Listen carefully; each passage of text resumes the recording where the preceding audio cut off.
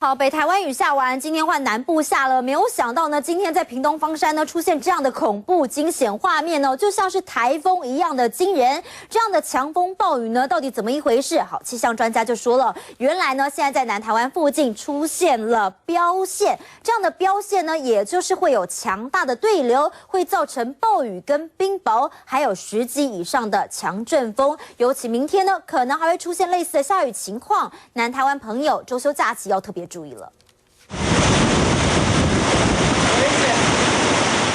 强风吹着树木，迎风倒，撑不住的直接折断，桌子椅子散落各地。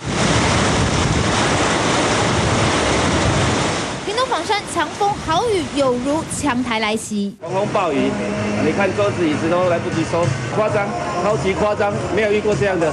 民众口中的强风豪雨，原来都是因为这。今天这个系统它影响的可能就是应该是恒春半岛，还有这边屏东、高雄的山区这一带。从雷达回波图来看，台湾南部红色区块连成一条线，这就是气象专家口中的标线。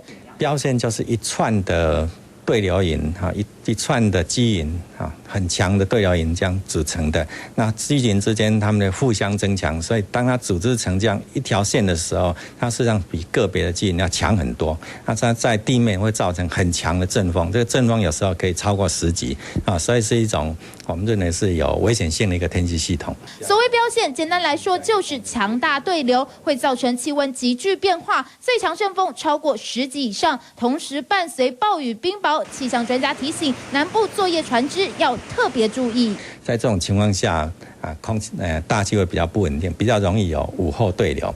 那如果有天气系统进来的话，那类似这样的比较激烈的对流系统都有可能在发生。